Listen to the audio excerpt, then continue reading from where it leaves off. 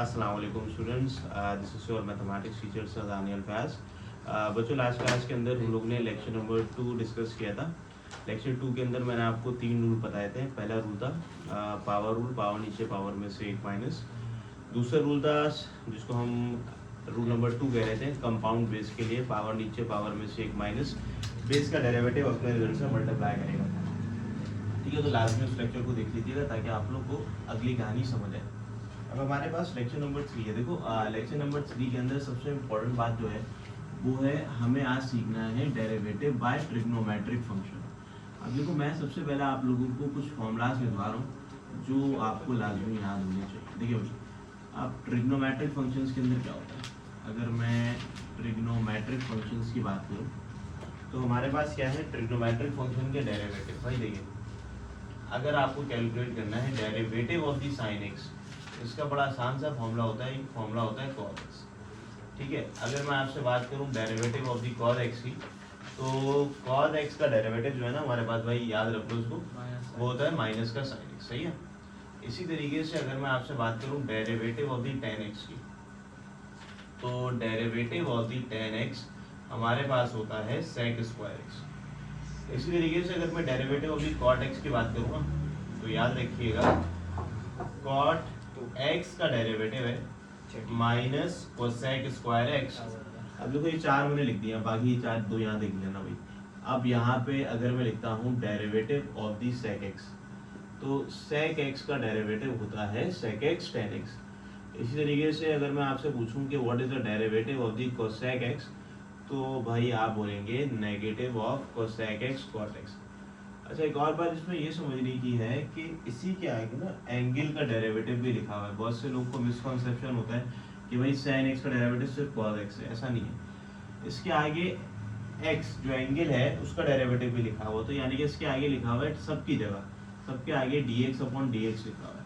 अब आप ये बात तो जानते हैं कि dx अपॉन dx 1 के बराबर होता है, तो इसी के आगे सबके आगे ना एंगल का डेरिवेटिव भी लिखना है आपने लास्ट में, जो कि dx ओवर dx है 1 के इक्वल है। अब लेकिन अगर x के अलावा कोई भी एंगल आएगा तो हमें उसको मल्टीप्लाई करना होगा। तो मैं नोट करके स्टूडेंट्स को इस तरीके से लिखवा देता हूँ कि भाई आप ये बात याद रखें, अगर एंगल कंपाउंड होगा, यानी अगर हमारे पास जो एंगल आ रहा है वो कंपाउंड होगा, तो फिर कंपाउंड एंगल का डेरिवेटिव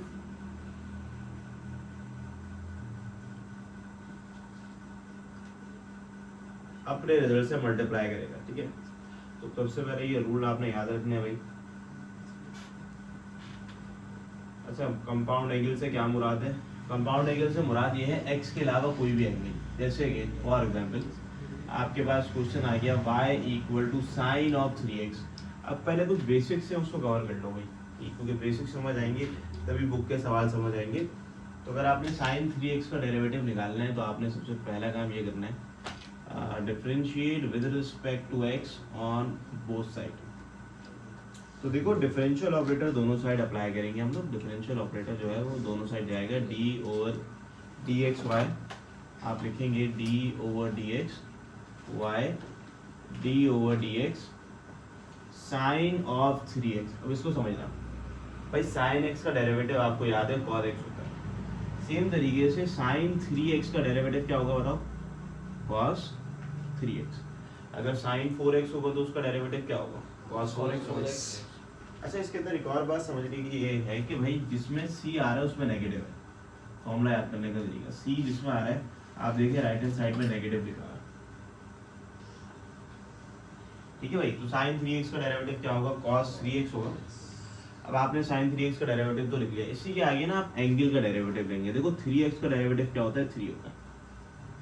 इसकी वजह से जो रिजल्ट आएगा आपका वो आ जाएगा 3 cos ऑफ 3x।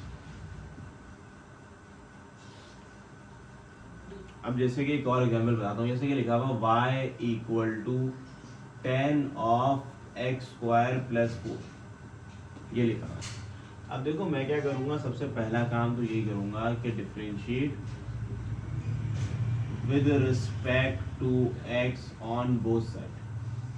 तो जब मैं डिफरेंशिएट करूँगा विद रिस्पेक्ट टू x तो क्या होगा कि भाई हमारे पास डिफरेंशियल ऑपरेटर जो है वो दोनों साइड अप्लाई होगा। हमने डिफरेंशियल ऑपरेटर को दोनों साइड अप्लाई कर लिया। अब यहाँ पे आप लोग देखें tan x लिखा हुआ है, तो tan x का डेरिवेटिव यहाँ पे लिखा हुआ है, देख लो भाई, sec स्क्वायर x होता है। तो tan x स्क्वायर प्लस 4 की जगह में लिख दूंगा sec स्क्वायर, एंगल वैसे ही रहता है, इसी के आगे एंगल का डेरिवेटिव भी आपने लिखना है। एंगल क्या है, अगर आप एंगल देखें तो लिखा हुआ है x square plus 4। X square का डेरिवेटिव क्या होता है, पावर नीचे, एक्स स्क्वायर का डेरिवेटिव है पावर नीचे, पावर में से माइनस, यानी कि 2x। और ये नंबर 4 लिखा हुआ है, 4 का डेरिवेटिव 0 होता है। मैंने आपको बताया था कितने भी कांस्टेंट हो उसका डेरिवेटिव 0 है।